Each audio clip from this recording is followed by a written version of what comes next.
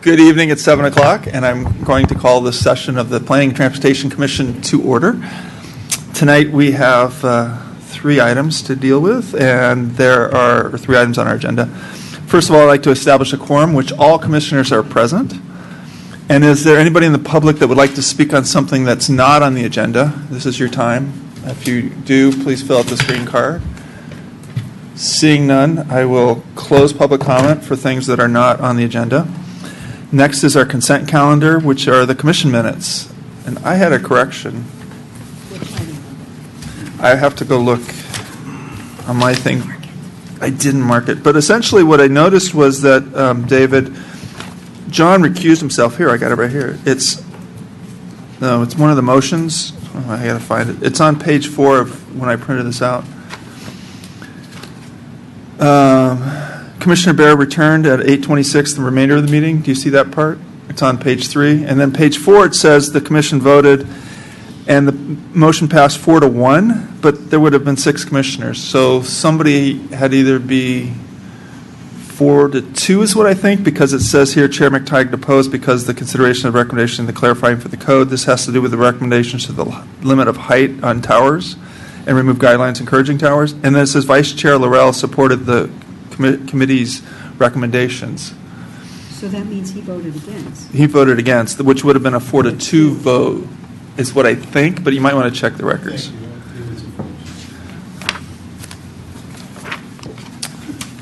That was the only error I saw.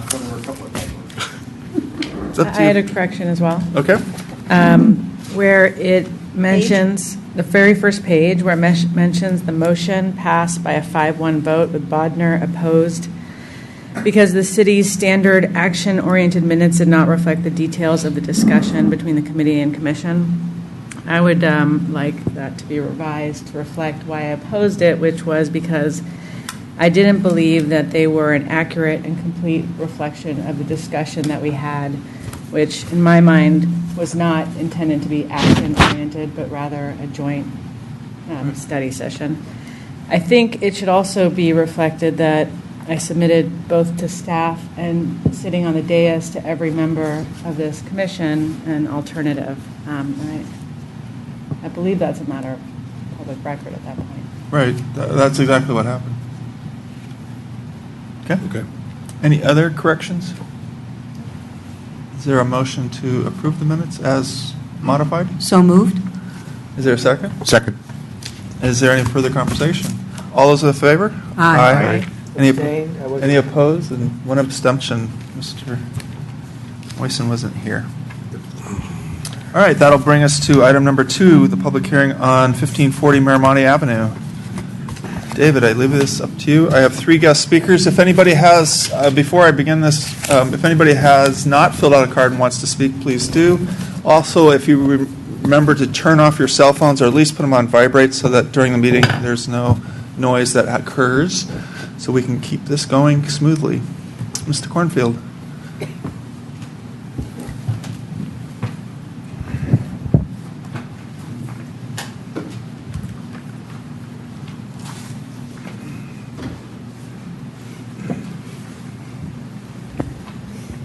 Thank you, Mr. Chair and Commission. This is the continued design review for a mixed-use project at 1540 Miramonte Avenue. Just as a reminder, this is a building that contains about 15,000 square feet of retail area on the ground floor and 4 apartment units at the second level. The project was heard last month and continued, subject to providing some direction to the applicant.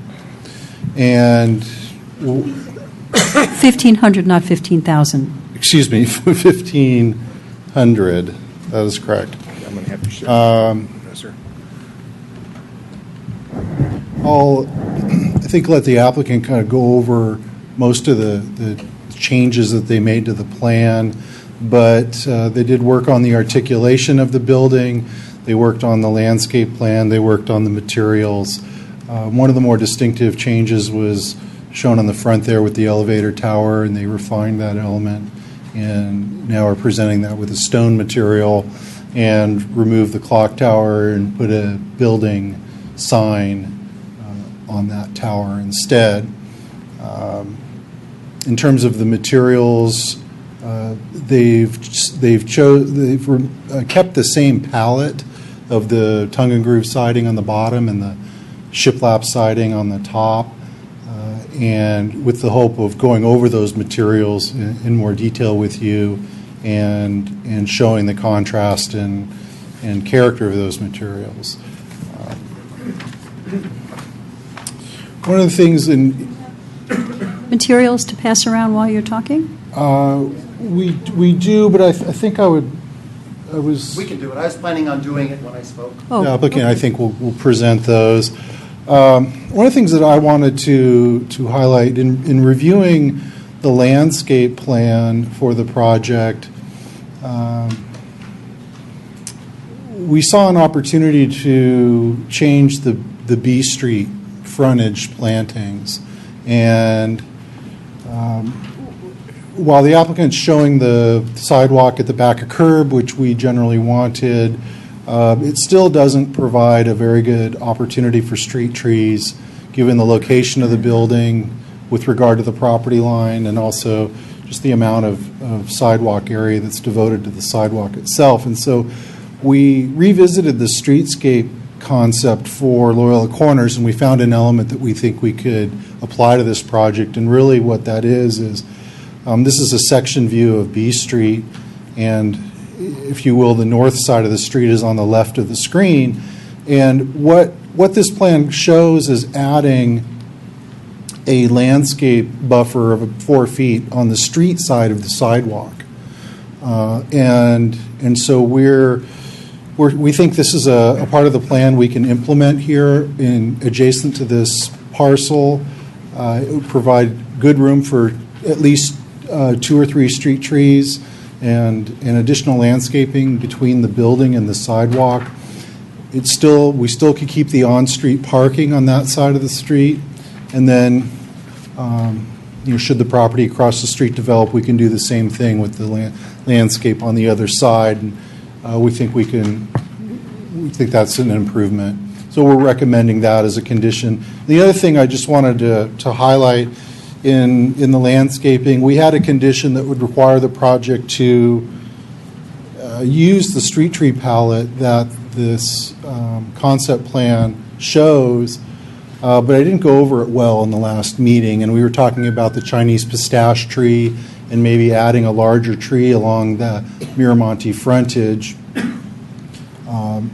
And the concern being that the applicant's choice was a crepe myrtle, which is a rather small tree, and just trying to improve the canopy along Miramonte. Well, what I wanted to point out was, in fact, this Loyola concept plan includes much larger trees along the Miramonte frontage. And so by the condition that's in the plan, should you forward this to council, it would require them to pick from the flowering pear or evergreen pear, which we think would be a good choice there, given that the landscape, the size of the planting area and the width of the street and all of that. So in general, we think that they've met the direction of the commission, and we're recommending that you recommend approval of the design and use permit to the city council. I'm available for questions, and if not, I think the applicant's ready to go into their presentation. Thank you. I had a question. I don't know if anybody else does want to. No? So David, the correct landscape plan for B Street is not what's in the plan?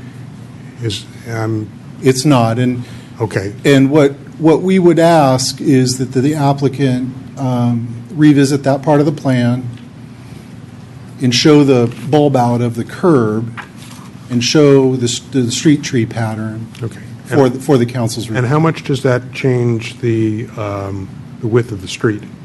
It narrows the street by 4 feet. And it's 4 feet just on the frontage to that property, is that correct? That's right. And then the curb would return to its original location in front of the mixed-use building to the west. Okay. And what does that do to cars coming and going and making, It provides a little extra parking area, if you will, once the curb returns. okay, But it's, what it does is actually slows down the turning movements a little bit there. Yeah. At B Street and Miramonte, which is probably a benefit. David, just because we've talked about the specific plan, the concept plan, is that something that's been recently done, was done? The concept plan was approved a few years ago, and council gave us the go-ahead to start designing it. We got to about 60% design and showed them the actual capital cost projections, and the council decided to put it on the unfunded, unscheduled list. So it's still an adopted plan, but there's no commitment And on the next slide? monetarily. Sorry? On the next slide, 21. So with part of this project, would the city then put in those crepe myrtles in the center divide as called out in the plan, or would that just be part of the capital funding that has to get with everything else? This is part of the capital money, and that median of the myrtles, it would interrupt the driveway to the post office if it's proposed that way there, so we would have to revisit that design. And there is the decorative paving at the crosswalks, and that's something that at least from the staff's perspective, we're not You're not ready to move? We're not ready to integrate that because we think it might be a little odd just to do that and not the other intersections, especially with the other projects. Once we figure out the specific plan, we may see some other development there along Fremont. At least that's our hope. Sorry, I didn't follow that. So they will put the 4 feet in, but they're not going to replant it? The city will plant it at some later point? The 4-foot ad would be of landscape would be on the B Street frontage, and the applicant would landscape and maintain that. They would also plant the street trees along Miramonte, but they would not be doing the median improvements Okay. or the special pavement. Any other questions? No? Move to the applicant? Thank you.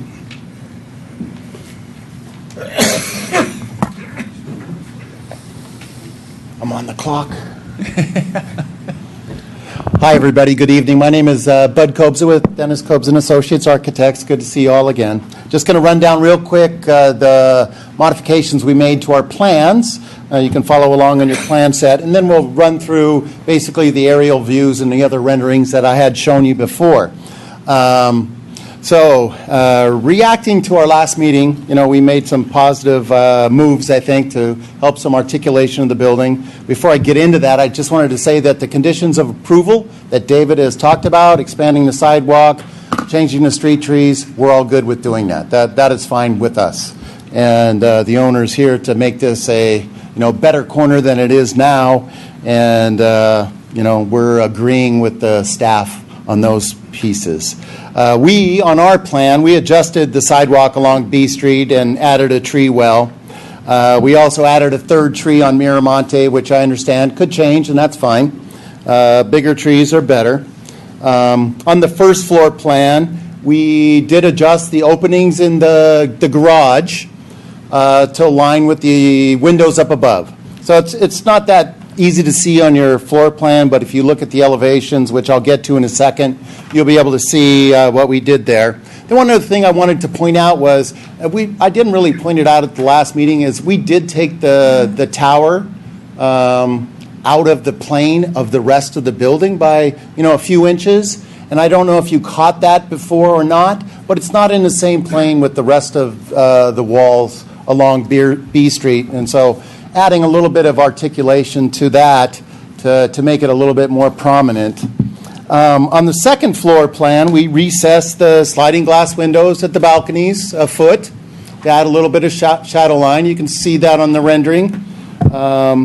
We also added additional windows at the front along B Street and along Miramonte, so that piece of wall that looked a little bit blank before now has another element to catch your eye. And also on the second floor plan, we really didn't change the first floor plan at all. But on the second floor plan, we looked at another option on where to put that living room. And that optional plan is in your set.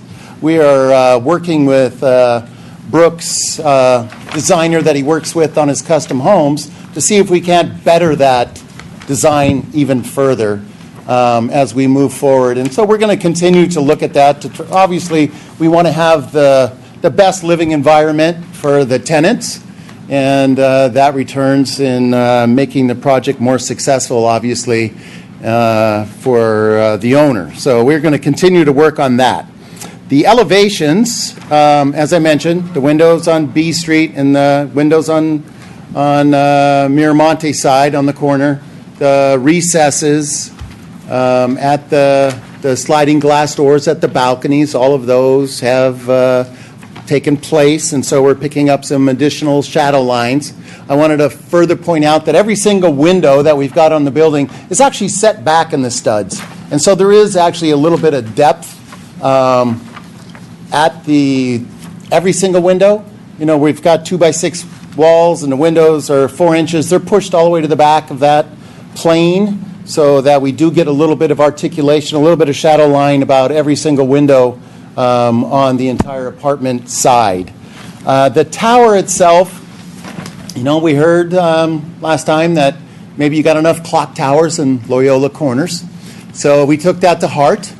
And at the same time of introducing, Brookshaw Building logo on the tower, we thought, you know what, it'd probably be not a bad idea to look at a different material. And so we looked at quite a few, and we came up with a sort of variegated lineal tile. And I'm going to step away here and start speaking a little bit louder so I can show you some of our materials as we move forward into the sort of next part of this building review presentation. So, we did obviously do a few things for the commission. And we created our balcony rail detail, so you can see what the balcony rail actually looks like. There's a wood cap on it. It's not quite this big, but you'll have a wood cap on the top of the balcony rail in the darker tone of the trim. And so this articulation for the pickets and the round also appears in our blade signs. So we're recalling that same design for the little bit of retail signage that we would expect to see with this project. On the actual color palette, I'll start with Ken down here. Thank you.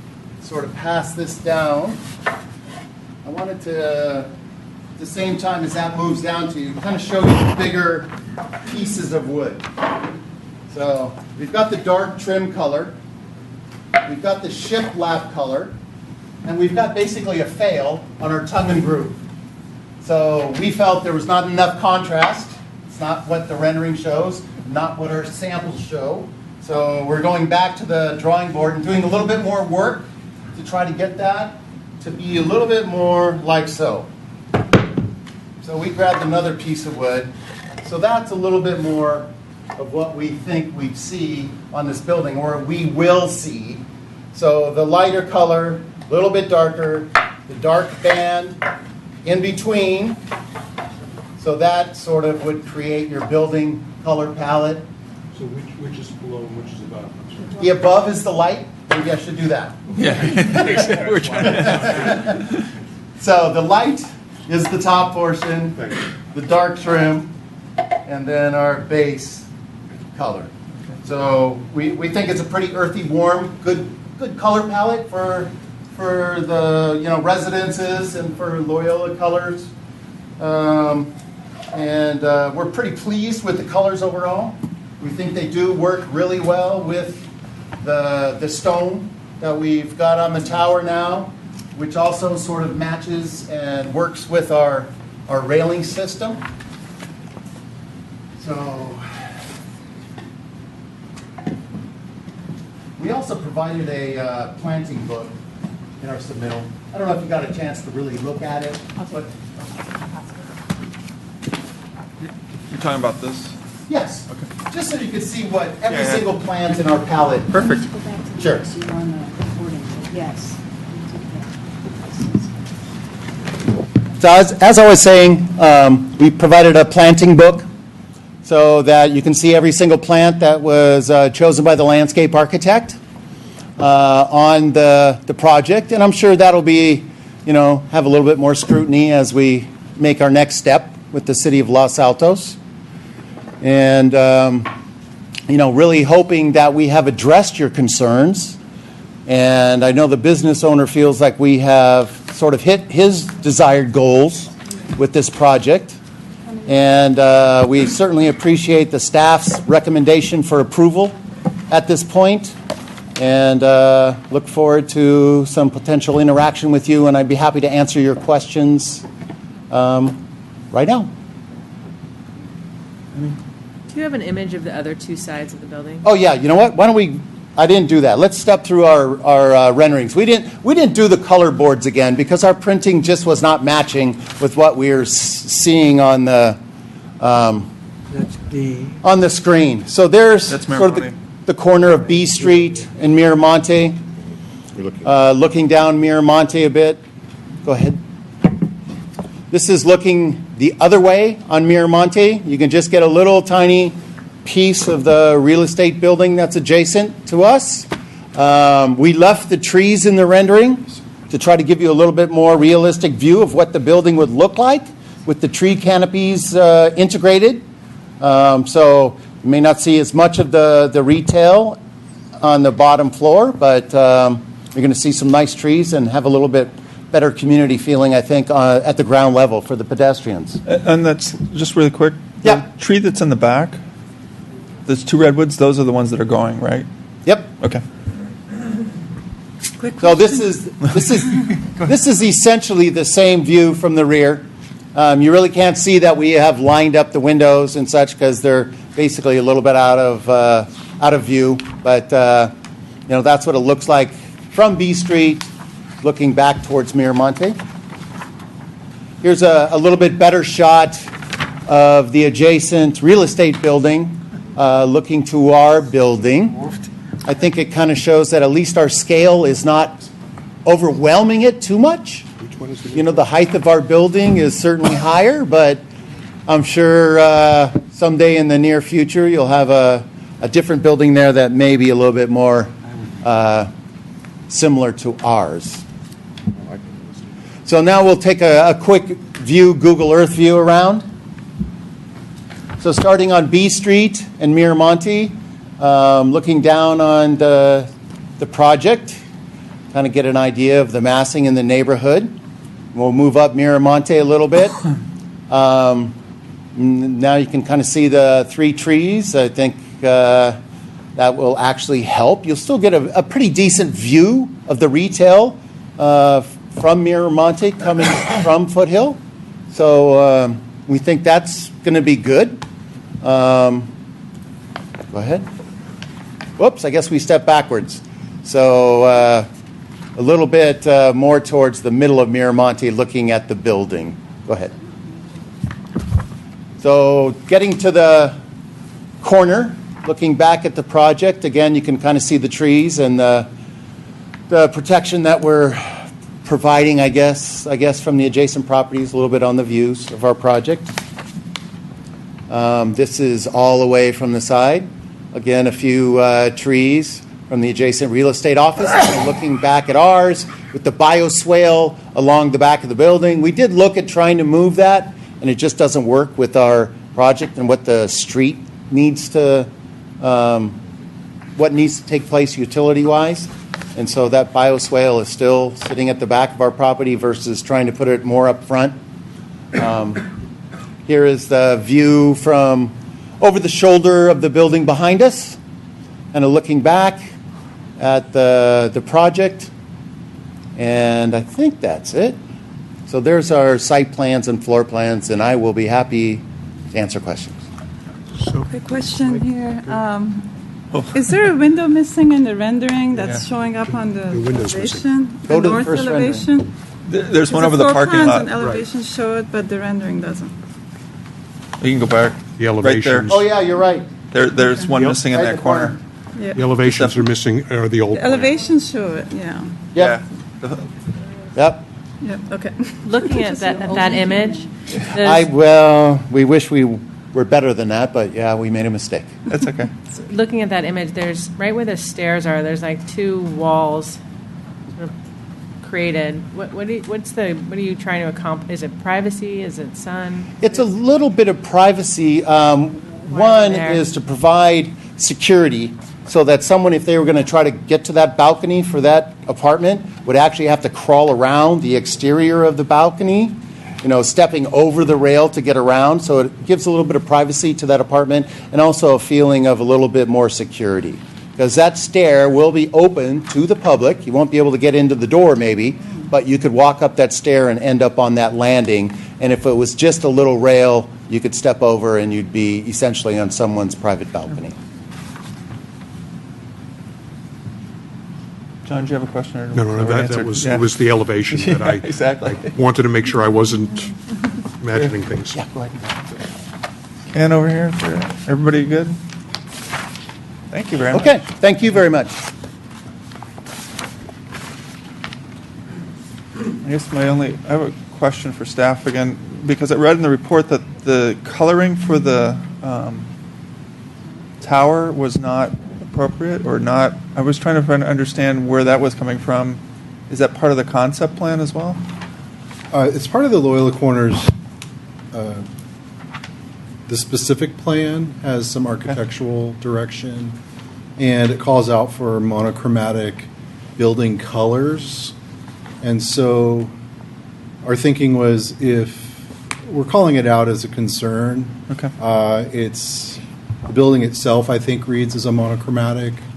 That is an accent element. If the commission supported that, I don't think it's a big departure from those guidelines. But I just wanted to raise it. Yeah, that's why I want to bring it up to everyone. Yeah, so- Does anybody want to go first? Ken does. All right.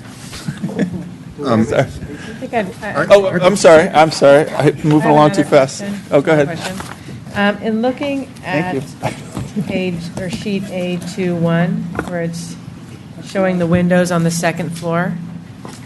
So you added a window in bedroom 1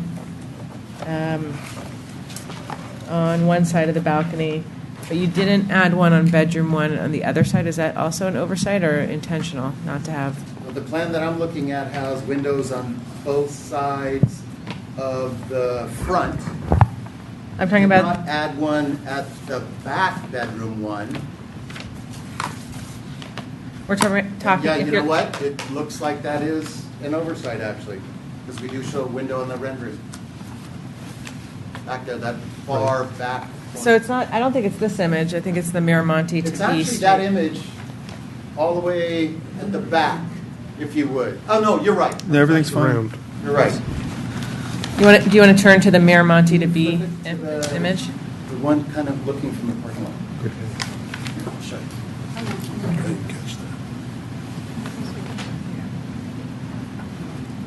There. So Right. it looks like you added a window to the left where there's a blank wall. Yeah, we did not add one in the back.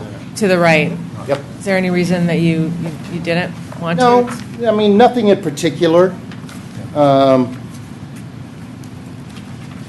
We know that the additional windows make a little bit of a challenge for furniture, but no real reason in particular that there's not a window there. It could be added.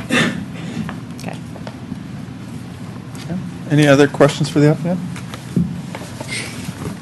Seeing none, I have three members of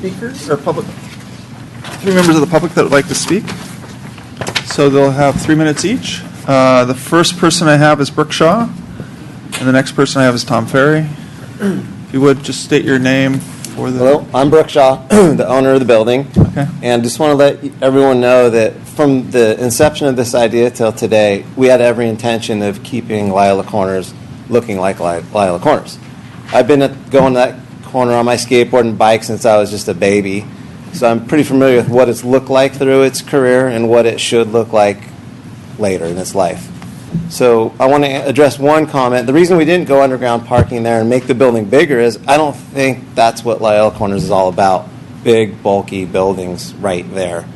So the direction that I had asked Bud to do is keep it a simple, slim design that fits in and integrates with that corner forever. So I just wanted to give you my 2 cents, but that's how all this has come about. It wasn't really about the money, honestly. It was more about making a building that I would be proud of for my family and legacy and have it there for the next however long until my kids knock it down and they build the next one. So that's my 2 cents. Thanks, Tom. Or Brooke. Next speaker is Tom Ferry, and the last speaker will be Greg Bunker. If anybody else would like to speak, just need to get a green card. My name is Tom Ferry. I'm a resident of Los Altos. I am a member of LAND, but I'm speaking for myself today. We have discussed this project informally and, frankly, don't have any particular problems with it. So I agree with Brooke. The building is of a compatible scale with Loyola Corners. I've probably skateboarded through there even before Brooke did because I'm older than he is. I think it's parked well without any kind of extraordinary measures to meet the parking guidelines. It meets, in our opinion, all the critical guidelines of the specific plan. So we do support the project. Thank you. And Greg Bunker.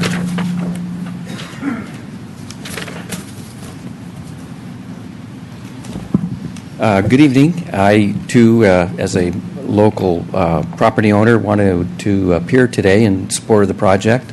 Did look at the hearing online last in December. I think it is well articulated and is much needed. Obviously, there's been a few projects before it that have not been successful, but the future can certainly maybe lean towards our projects moving forward as well. So that's pretty much it. In speaking to other property owners there in Loyola Corners, they're in support of the project as well. All right. Anybody else like to speak? Seeing no one else, I will close public comment and open it up to the commission to give their thoughts. Ken. Mike, you might mention that the reason this project is even being considered is because it was submitted before the moratorium was put in place, right? Yes, correct. If those people don't know that. Right. So that's why this particular one is being considered. I want to compliment the architect and the owner. I'm really impressed with the response that everyone's had to this design. I think you've done a really nice job. I think it's going to be a real addition to Loyola Corners. There's fussing about some nitty-gritty details of is there a window here or what color tree are you going to put somewhere. But basically, I think you've done a really nice job of trying to integrate a building that's the right scale, the right size, the coloring and the detailing of the building. I think is really well done, and I hope that other developers will take a cue from you. Maybe you can help them. And I just want you to know that I ride my bicycle there probably before you skateboarded, but I don't skateboard. My dad did too. Okay. I'm probably older than your dad, too, so. Anything else? No, that's all I had. Jerry? Okay, I wrote down some things while I was hearing the presentation, so just sort of thinking out loud. In spite of probably the community's desire to make this a retail environment, this will never be a classic destination location. Mostly, it'll be what we call a drive-by or sort of an appointment type of retail use. Retail is going to be a hard sell in this area, and so and I only say this because I often get asked why are we allowing residential in Loyola Corners, just sort of walking down the street talking to people that I don't know. And it's because that's the way the world is going. It's small retail on the bottom and residential on top, and one helps to support the other. When we were talking about this last time, there's always a distance between what developers want to do and what others think should be done. Developers need to maximize the usable square footage in order to make a profit in today's outrageous prices, and the others want to minimize everything. I really think you guys have done outstanding jobs of taking what really is a square and making it look like something that would be appealing on all kinds of different levels. I have a similar sized building in Los Altos, including the decks, and I'm always struggling with trying to differentiate the two stories to reduce the boxy look, and I think you guys have done an outstanding job doing that. I like the good use you've made of material and color, and I like the earthy look. I like the landscaping changes, even if you took out 2 redwoods on B Street. And I like the offset you guys have between the street and the sidewalk with the landscaping there. The parking is adequate. And I think the 2 stories, more than the 3 that are presented in the future, fits far more in with the neighborhood scheme and the neighborhood like. So I really like this project. I think you've done an outstanding job, personally. Well, I also want to say, really appreciate all the changes I see here. Makes the building much nicer to look at, and glad to see the actual material, because the colors shown on paper or even on the screen seem a little too red for my taste. But the actual samples really help. So Good point. it's really nice to see those samples. I do still feel like the roof color is not as natural and earthy as the rest of the colors. It's kind of an orange, like a painted look, whereas I would have preferred some more natural color there. But that's maybe just my taste. I also don't like so much the 2 walls that flank that staircase. I wish somehow you could separate those balconies so that you don't have to put that wall up. But I understand there's not a whole lot of room, so I think they're acceptable. But I encourage you to look at it, maybe just look at some other solutions there. And the alternative for the floor plan, I think, is wonderful. Going from 11-foot to 14-foot wide for that living room will really help sell the unit better, and just make for a much more usable space for living. I do see that there's a little bit of a problem with access to the bathroom, which you probably are working on. And so, beyond that, I'm happy with what I see. Renee, do you want to? Sure. I think I appreciate a lot of the changes that were made. I think it's a better building than what we saw previously. I really like the additional landscaping that you've added, and I think once we, incorporate this additional 4 feet, then that's going to provide a much softer area all around this building. I do still feel like there could be more articulation. You're not using your entire lot, but the part that you are using right up on the street does, in my mind, feel like boxy and doesn't have. I could benefit from even more articulation. I think the addition of windows is invaluable, and I would I think the weakest side is this Miramonte side looking towards B Street. You have a window on the left. I think you would benefit from another window on the right. I agree that those walls are awkward, and I don't think they're going to provide you the security that you believe you'll get. I think you have a railing that someone can just walk on the outside pretty easily.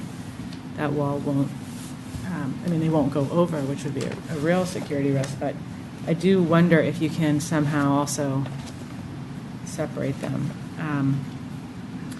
And then I think that, I appreciate you bringing in the materials. I like this rail design. I like that you repeat it in the blade signs. I think that's key. And then you incorporate it, I think, also in the front door, I think I saw, and a couple other locations. I think that's important and a nice detail that when you're, doing a building with rails, that there's consistency throughout. I appreciate that this is a non-controversial proposal for Loyola Corners. That's something, as you know, very difficult to achieve. So I commend you on it. I don't have an objection to the earthy colors, though they feel a little bland to me. I agree that the roof is too flashy. I think this copper is going to read very bright and flashy, and that's not the intention. So I'd like to see that be revisited. And let's see, what else did I say? So I'd like to see that window. I would like even greater articulation. I think the roof needs to be revisited. And I like that the rail detail has that wood component. I don't know if I saw that set forth in your plans, but when you mentioned it, I thought that would be an even nice feature. We have, because those railings are going to be right front and center on those streets, I think they're really going to stand out. And then I noticed in one of the conditions that there was a requirement that the tenants, that something be incorporated to tell tenants what they can and can't put in the on their balconies. David, you know what I'm referencing? Where it was a requirement that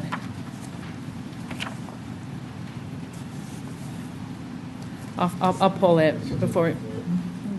But I think that there should be even greater specificity. I mean, if if we want to make sure that there's no furniture or that it's used as storage, having managed apartment buildings, a lot of times these balconies, and particularly when you see right through them, become an eyesore. So if you're not going to close up the balcony to make it hidden, we should be really clear about what we're prepared to see. Is it just landscaping? Do we want barbecues, and are we going to allow storage? Can people keep their bikes there? All that we should probably be more specific on. 11. Okay. John? Okay. So reverse the good news. The good news is you've been successful in getting a project that meets all the requirements for Loyola Corners, and that's quite an accomplishment. So thank you, because I think this project will be a real asset to Loyola Corners, and I think it sets the right tone, hopefully, for future development that happens in Loyola Corners. I think it is of the right scale and tone, and hopefully, as I said, it will serve as a model for other projects that come before planning and the city council in the future. The issues I have are small. That's the bad news is that there are a couple little things that I think could improve this project, but they're relatively small. I think, you've heard some comments about articulation. I think the articulation is fine. I think that the challenge is that one side that you see from Miramonte is kind of boring. And I don't know if there's anything that can be done to that in terms of landscape or something, but it's pretty boring. And the answer may be there may be nothing you can do. I'm not convinced that articulation will solve that, but it would really be nice if you could do something. Obviously, that window on the left side helps. I'm concerned that a window on the right side may not do what we really want it to, and so I'm a little more indifferent on the window on the right. I do agree that those walls are kind of awkward, and so I'm not going to vote against the project or recommending approval of the project based on those walls, but I think it's something worth looking at, because I think the comments and the objections, I think, are valid.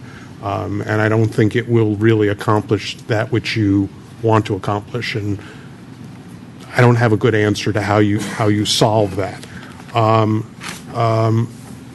The ebony tile is sort of black.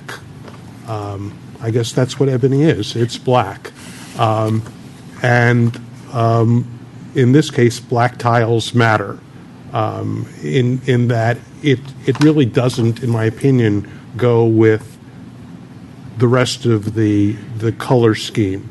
And I would personally much prefer to see a tile that was a warmer tone in terms of a browner color, if that exists.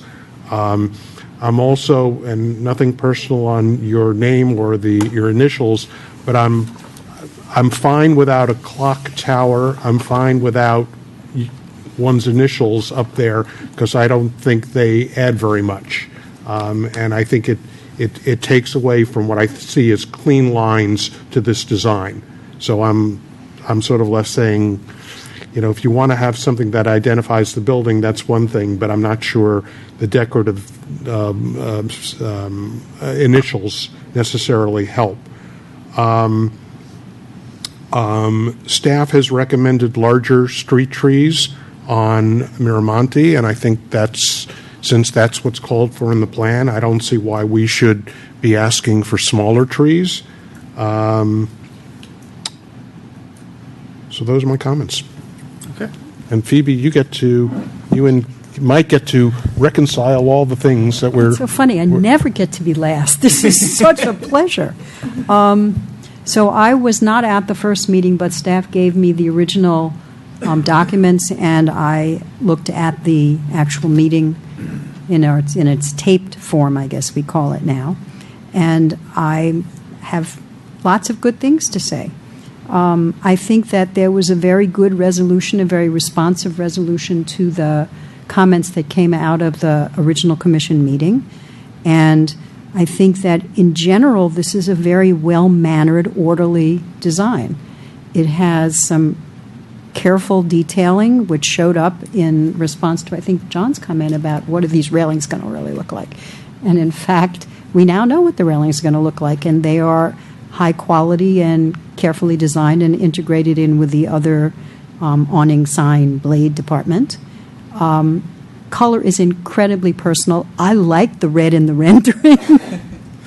So, I mean, copper is a natural material, but, color is incredibly personal, and I don't think you're going to get consensus up here. I don't think you're going to get consensus in City Council either. So you should do the palette you really like and go for it. I do have a real concern about the longevity of using wood siding on a commercial building. And I was actually going to ask Jerry for a little input on that, because I'm wondering if one could achieve the same quiet, restrained palette of natural color if it was composition as opposed to wood, because we have been burned by commercial buildings that have wood siding and were not as well maintained as we would like in the city. And so that's a comment that I would pass on to City Council, that I would think they could find materials that looked like wood but really weren't wood and would last a lot better with less maintenance. So that's the one concern I have. I think the revised landscape plans are really a tremendous improvement and will add to the quality of life for people in Loyola Corners. I think staff's finding that encouragement to do more on B Street in a way that's compatible with the Loyola Corners concept and specific plan is a great find, David. I think it's a terrific one.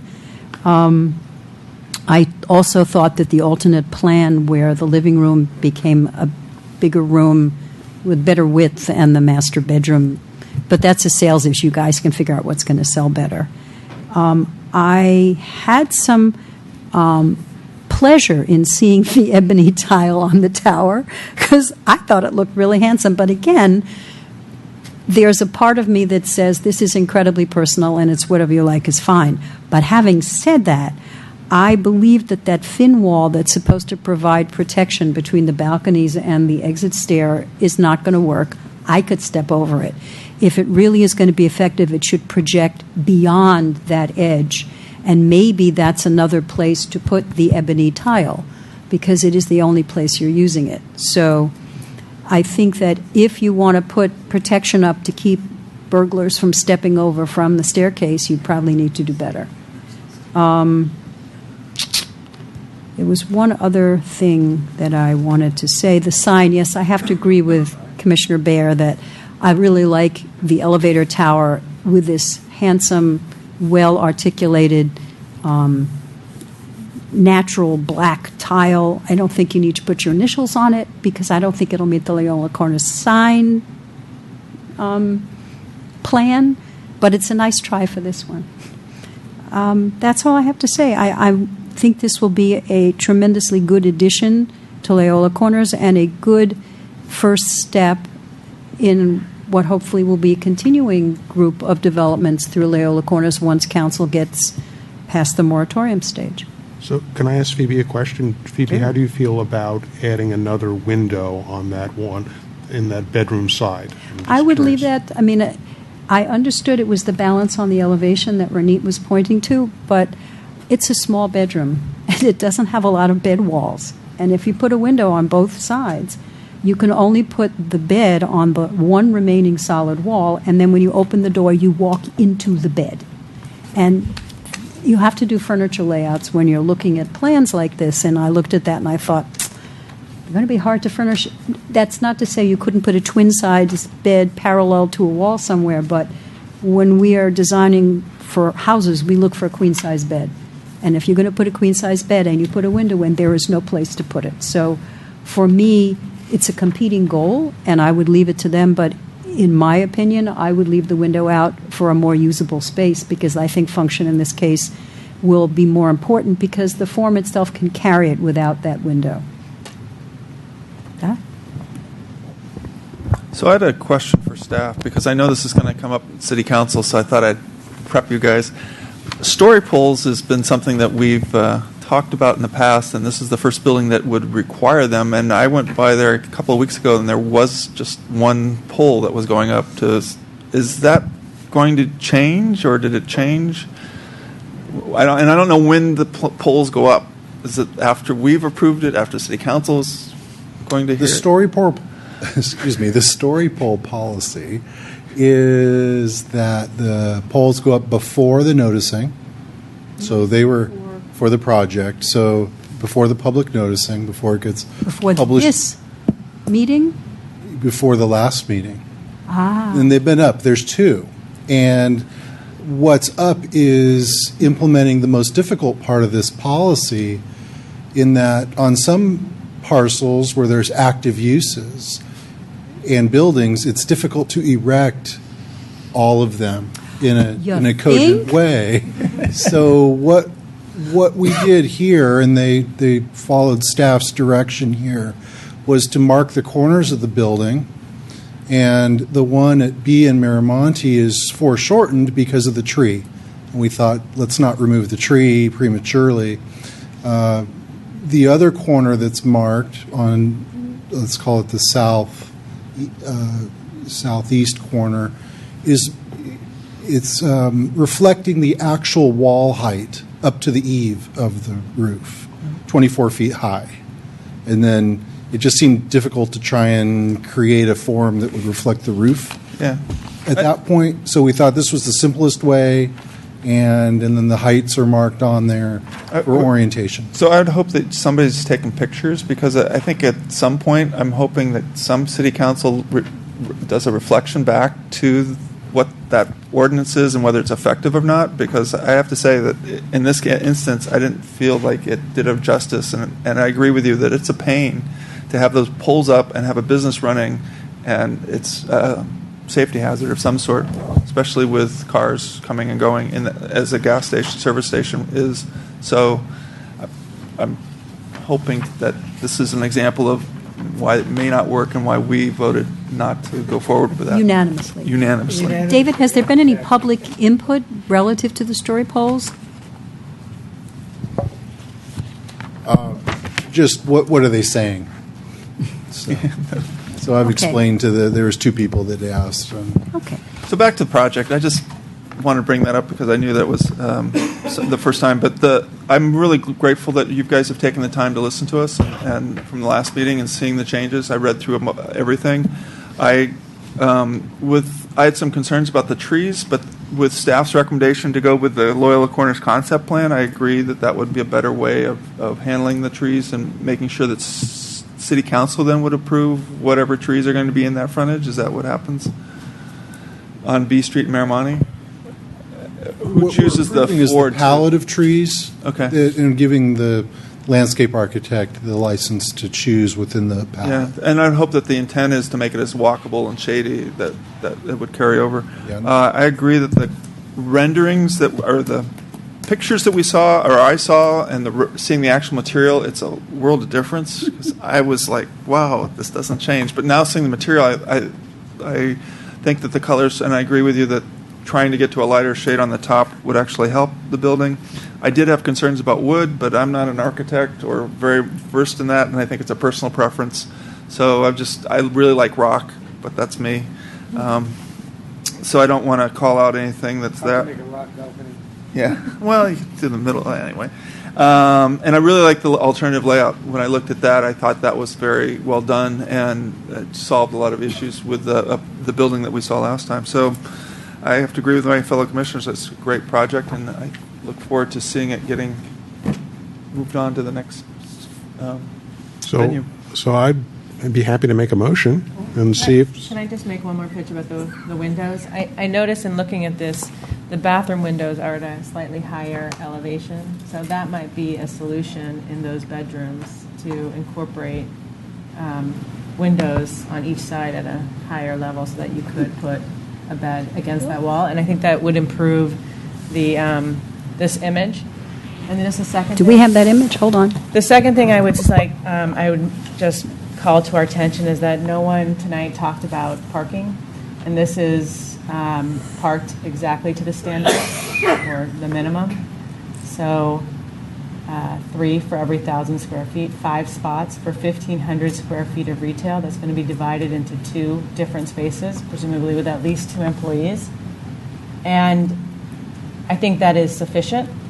I think this building is well parked, not just because it meets the guidelines, but in a situation like this where you have residential parking that during the workday isn't going to be utilized, you can consider this almost like a shared parking situation. And my hope, and I will remind you all when we consider other projects like this, is that parking to the standard should be considered adequate. And I would also just reiterate what you said, Jerry, that Loyola Corners is not going to be a thriving retail environment ever. And we have to be realistic about how much retail goes in. And I think someone in our parking commission brought up the statistic that said that for every, 10 square feet of retail, you should put in 45 square feet of residential along with 45 square feet of office in order to support it. So I think that's something that we should continue to keep in mind when we look at projects in other commercial districts as well as this one. I did have one comment. I forgot that the initials, I agree with my other commissioners that it would be nice to have something else besides letters on that tower, but I leave that to your discretion. Okay.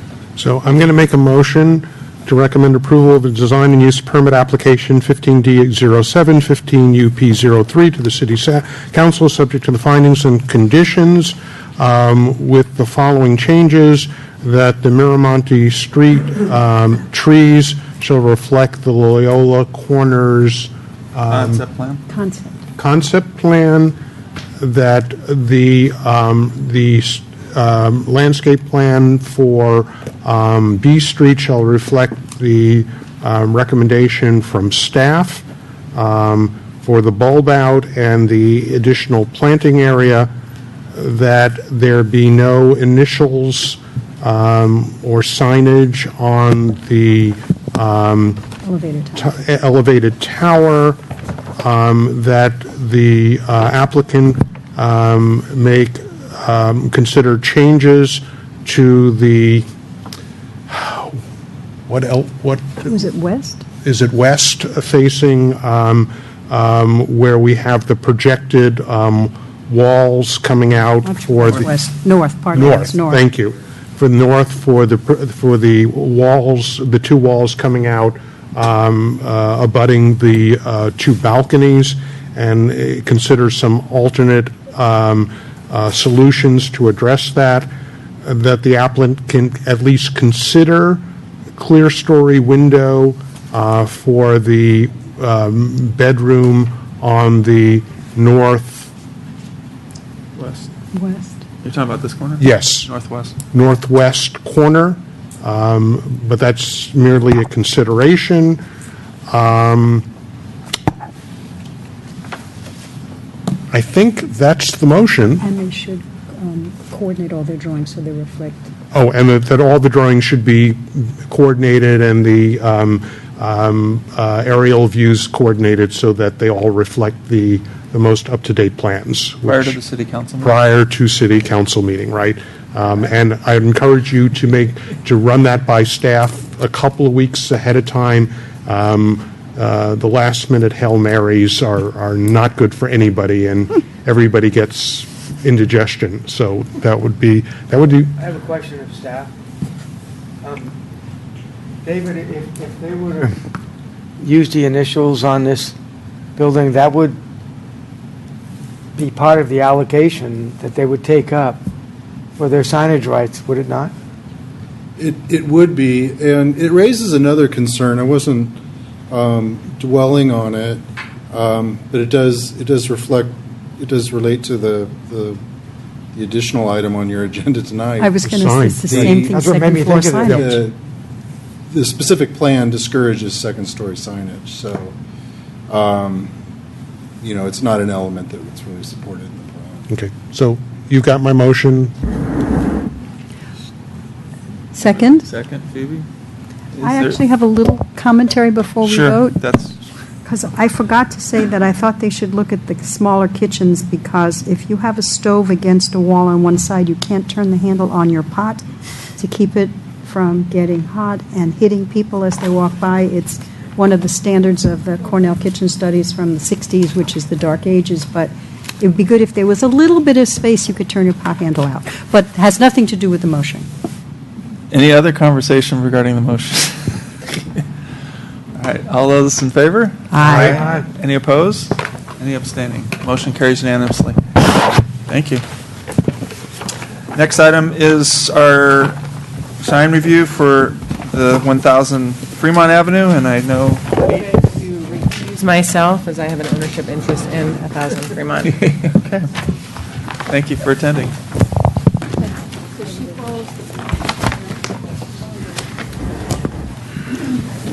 Good job. Thank you. Thanks, guys. I'm I waiting think for you're about to everybody set a precedent. And thanks for bringing the railing in. That is awesome. You want to take it home? Sure. Can I put it on my bike? Can I keep this, or you want to keep it? I have to wait till Renee leaves before we can start the meeting. But go ahead, Renee, if you want to say anything. Hang on. I think some people are interested in seeing it, if you don't mind. All right. Sierra, you're on. Thanks. Thank you.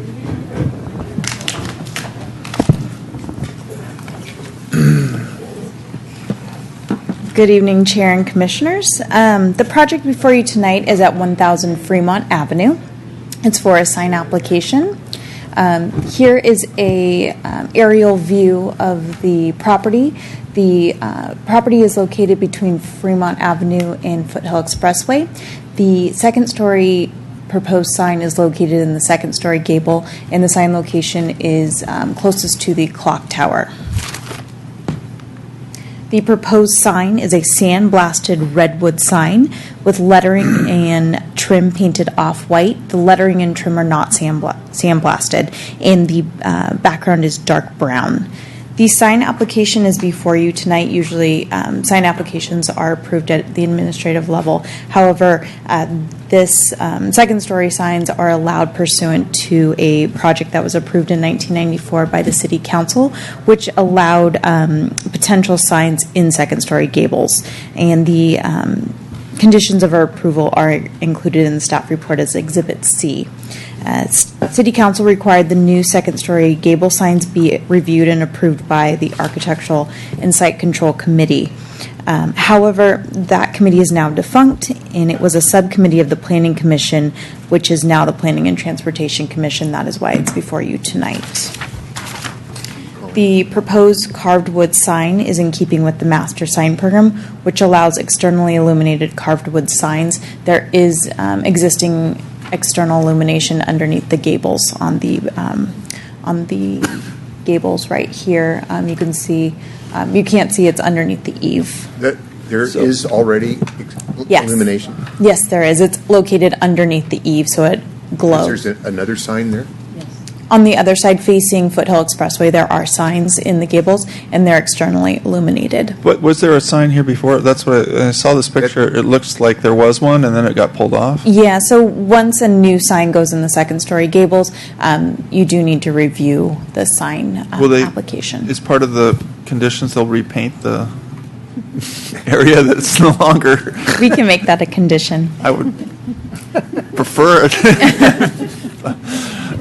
And a condition of approval has been added to the project requiring the property owner to work with staff to finalize the master sign program. Right now, the sign program allows for carved wood signs that are externally illuminated. And the master sign program would allocate the 100 square feet of permitted sign area, which is allowed by code. That would include the freestanding sign, clock tower sign, directory sign, and individual businesses signs. So we'll work with the property owner to finalize that. And with that, we do recommend approval of the sign, and I can answer any questions you may have. This sign, Ken, do you want to turn your mic on for us? yes. Do you want me to? I do want you to. The people at home want you to. Does this sign then count against the total allocation for signage for the building? Yes, it does. So it's something like 11 square feet or something like that? 10 by 10, it's 100 square feet. Is it 100 square feet? The total allocation. No, the total allocation is 100 square feet. The This total, sign is only 11 square feet. it's 11 square feet. The Yeah. total allocation for the property is 100 square feet, so we'll work with the property owner to allocate the rest of the sign area and include all the signs that I mentioned that are already on the property. That's the master sign plan that you're talking about. Yes. Working that all out. Any other questions? Yeah, I do have a question because David raised it. I'm a little confused because, David, you say the Loyola Corner plan discourages second-story signs, and if we're discouraging second-story signs, why are we allowing or continuing to allow second-story signs on Is it a buildings? grandfather clause? But is the plan 25 years old? Well, Now it's being reviewed? I'm The merely asking the question. The specific plan predates the building addition that the sign is taking advantage of. And during the discussion for that, we recognized, the council recognized that the plan discouraged signs at the second story, but that this building lent itself to it. It was on the perimeter of the district and also was called out as a specific parcel. And as a specific parcel, there are specific policies allotted to this property, and one of which the office space isn't counted away from the development potential in the plan, and that's built into the policy here. And so sort of following the logic that this was a special parcel, the council allowed by the condition of approval the ability to put second-story signs. Okay. So, All right, so it's part of the plan, but it's not. right. Okay. It's part of the plan, but it doesn't apply to this parcel. Okay, I'm just trying to get clarity because I think it's important that we understand so that If we're making an exception, we know we're making exception. If we're supposed to be consistent, we're being consistent, but the council has already made that determination for us, I guess. Yes, they approved that All right. location. Thank you. And so you're wrestling with the design of the sign Okay, tonight. thank you. Thank you. Would you like to start our conversation, John, as long as you're on a roll? Okay, I'm going to roll. First of all, I did not meet the applicant on this specific project, but the applicant has a building down the street from me where I live, and I've had several conversations with the applicant about parking issues in the past, which does not unduly bias me on this project. So I guess that counts as a disclosure. I don't have a problem with the sign.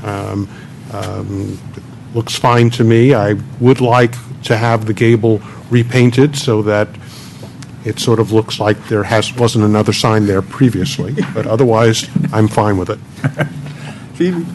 Actually, I would for repainting too, but I actually felt that it would be good not to have a border on this sign. And the comment that I'm making is because if in the tortured logic we really don't want to encourage signs on the second floor, but there's an exception in this building in this location, maybe the compromise is to reduce the impact of it. And if you had the dark background with the lighter colored letters without the border, it becomes still very visible as the logo, but doesn't become emphasizing that it's a sign. And so that would be my suggestion for this. Ken, do you want to turn the corner? I don't have a problem with it. I'm not real happy about it, but obviously it's kind of a grandfathered in condition, so it's not that big a deal. I do agree with Phoebe, though. If we're going to minimize the appearance of the sign, then maybe removing the border might be. It won't impact the message that's being sent by the wording on the sign, but it will minimize the signness of the sign. Yeah. And I think that's actually a good idea. Okay, Jerry. I agree with you. Okay. Bye. Same here. I agree with Phoebe. I think it's going to help make it blend in a little better. And so I think we're all on the same page. A little more discreet on the border. Yeah. So I move that can we recommend, what's the motion we need to do here? S15, SR18. Ah, Oh, wait, is there any comment for public? I didn't put a card in. That's fine.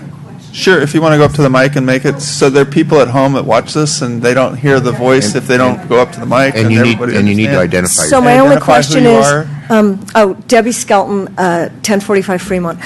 My only question is, there's light up in there now. Are they going to use the same light, or are they going to replace it? I thought they were going to use the same light. I never saw that as part of the, Same That isn't lighting. part of Yeah, the yeah. same lighting. that's not part of the application. I just don't want to see it any brighter than it already is. Thanks. So because I was mistaken before, I'd like to open it for any public comment. If anybody'd like to make a comment, that's fine. You just did. No, you're fine. That's part of the process, and I always forget this. We give you one thing to do. I know, I don't do it. So if there's anybody else like to speak, going, gone. All right, close public comment. Now we're into a motion. I move that we approve sign review application 15 SR 18, subject to the findings and conditioned with the additional condition that the white border be removed and that the building gable end be repainted so that the extant sign becomes less of a ghost. Is there a second? Second? John seconds. Any more conversation? All those in favor? Aye. Any opposed? Any abstaining? Motion carries unanimously. And with that, we'll move to the commissioner reports and comments. We want to invite Roni back in the room. Ronit, if you're in the jurisdiction of the building, you're welcome to come back, but I think she left.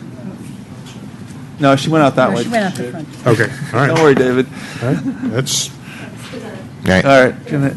So I was the Planning and Transportation Commissioner representative at the City Council meeting of January 12th, where the issue that was of interest to me was a consent calendar item which had to do with the wayfinding sign program, which was on the consent item to authorize approval and let the contract go, having been out to public bid. And through a series of unfortunate incidents, it became pulled, and then because the council member who felt obligated to explain why she didn't want to vote for it in the minority wound up creating what appeared to be a majority to not go forward on the sign program at all.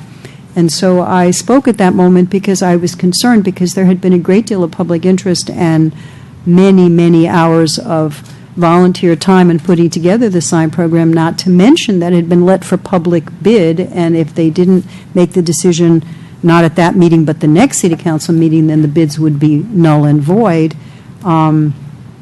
So it was continued to the last possible moment, and hopefully it will allow those members of the public or who had been part of the original wayfinding subcommittee to come and speak on behalf of what is, I believe, a really good thing for the city that somehow isn't going to happen unless we hear about it. And then there was we have, doesn't really affect anybody here because our commission is somewhat different, but they had a perfect storm of a huge number of commissioners' terms expiring at exactly the same time. So City Council found themselves having to do massive numbers of interviews in a very short period of time, and it's hard to find volunteers for all this. So John Maginot did a wonderful plan of how to sort of space things out so there would never be that kind of perfect storm again. And the other items were not really relevant to this commission. Can I add one item that I think might be relevant to the Oh, go commission? ahead. Just as a I just have a question about the perfect storm. Does that mean the way our commission is was not going to be affected? I believe that we're okay on that. It was the other ones that were being tweaked a bit. Yeah, okay. Go ahead, John. There was an application before City Council for a waiver of fees to establish a historic district in South Los Altos for something like 20 Eichlers, and City Council approved a waiver of the $4,500 fee, and I believe ultimately that's going to weave its way through Historical Commission and probably PTC for approval. What's the issue? I'm a little. It's not, there was a special, instead of having a historic building, a group of people who live in a Eichler development, I think it's 18, but maybe it's 20, put together a 75% of the people in their district asking if they could be granted the designation of a historic district. And in order for them, because all of them are of the same age and they're all the same architecture, and they want to protect that as part of the important architectural history of the town. And this was the first step in what will be a very long process. But the first step was the fee to do, the first piece of it cost $4,500, and there are not that many people in the group, and they asked City Council to waive the fee. And because that has been done in the past in similar, but not exactly like this, because this is the first historic district application Los Altos has ever had, City Council granted the waiver. And now, To what era did the houses belong? late 50s, early 60s, I believe. And they're on Fallen Leaf and Fremont, roughly, in that quadrant. I mean, they're in the very south end of town, and they're between Fallen Leaf, on Fallen Leaf, near Fremont, not quite, but they're in one of the cul-de-sacs, one of the developments. And they are mostly untouched. That's the thing that's incredible, is most of them have not had their exteriors modified at all, so they really do represent a very fine example of a consistent design approach, which, I don't know, it doesn't seem that long ago to me, but in fact, it's more than 50 years ago, so there you are. So if you haven't seen it, it's worth walking around. Yeah, I've lived in an Eichler before. So Yeah, but that group of It's not Eichlers consistent. is actually different in style than, if you look in some of the South Palo Alto area, those are a different style. So these are a little different, and it's fun to look at them. These are probably later Eichlers, because Joseph Eichler started actually in the late 1940s, early 1950s. Well, but one of the applicants actually lives in the house that Joe Eichler lived in this group, and Oh, really? she spoke of him as if, and when I asked Joe Eichler about this, it was like, oh, okay. Yeah.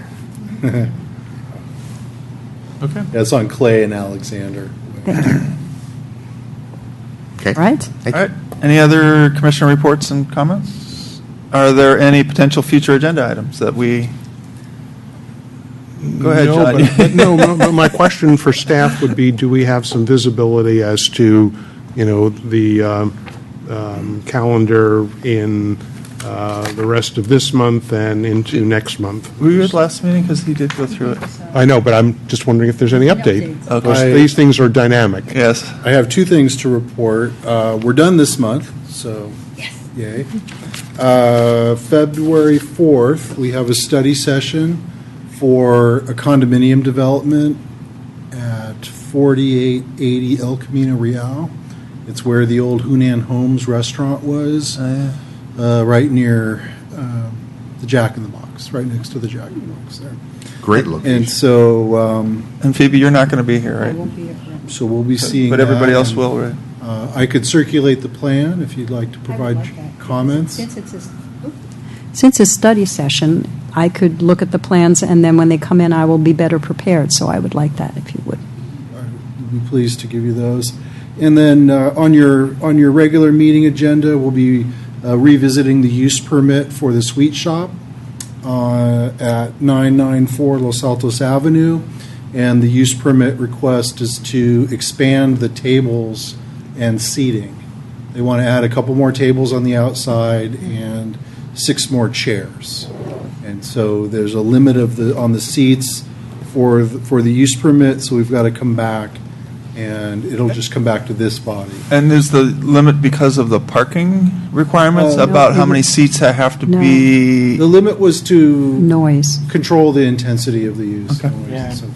So I have a question, which is, typically we start study sessions at 6 and we start PTC meetings at 7.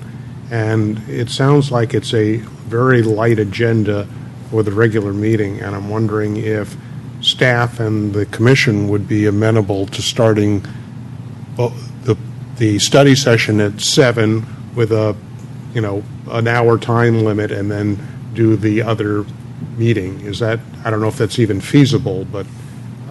It is feasible. It's not preferred by the city manager. She would like us to meet for doing our study sessions at a regular time, if you will. Okay. And then also so that the public hearing occurs at an earlier hour if possible, bringing out those residents. So we had talked about that internally, and I was shooed away. Would it be for that meeting? I don't know how long our conversation is for the sweet shop, but maybe we could start the study session at 7:30. Would that be? Or the powers at 7:30? I mean, if I could, if we started the regular meeting at 7 with the intent of finishing by 7:30, because There's only one item on the it's agenda. only one item, and I don't. and then doing the study session following that. Let me talk and see if I can arrange that for Because you. sometimes those study sessions with especially large buildings, they get to be more than just an hour, and I would hate to see us rushed. Okay, I will broach that. The second thing I wanted to just mention that the Planning Commissioner Academy this year is in San Ramon. Oh, wow. March 2nd through 4th. February 2nd is the deadline to reserve a spot there should you want to go. We have a budget and encourage training. And new commissioners often go to those because they're very helpful. Well, as somebody who's attended the last 3, I have to say they've been really fun to go to. I know they are. Have you forwarded this information on that? Pardon me? Have you forwarded this? I have a printout on that. Ah. So if no one else wishes or we're under budget, I would love to go again. I learn a lot about. Yeah, so just if you could just email me your request soon, I'm sure we can. I can't We have a just full formally budget say that for now? this, so He wants to go. Tell him he can. I'm sure we have at least and that's great. If 2 commissioners go, then I will be going too. Mike, you just can't fly there. I know. That's probably going to be the. And David and I can't hang out later. I will mention Peter Calthorpe's going to speak. He's a keynote speaker, so that should be fairly interesting. He's a great speaker. I've always enjoyed the complete streets. The first year was about the, not FEMA, what's the thing we always deal with? The Brown Act? No. It has to do with environmental CEQA? CEQA stuff, right? And how it all comes about, and how you're supposed to look at it, and how you're supposed to think about it, was the topic 3 years ago. Gee, and look at this issue here. It's streamline your development review and permitting process. Are developers having trouble getting through your department review and approval process? Is this something that we should maybe attend? Could be. Well, But that's not something for planning commissioners. city managers, city council. I'm just saying. Okay. I only work here. I don't. No, the other thing is last year they talked about like B&B, Airbnb, and Oh, yes. and Lyft, and just all the things going on. It was very good to hear those sort of topics. I did bring it back, and it was interesting to see that over the summer we had somebody with the Airbnb issue going on in town. And it'll be interesting to see if we have any coming up in the first weekend in February. Exactly. Hey, Michael, we done? All right, I don't know. Are we? Anything else? That's all I have, thank you. Jerry, you got to go? Yeah.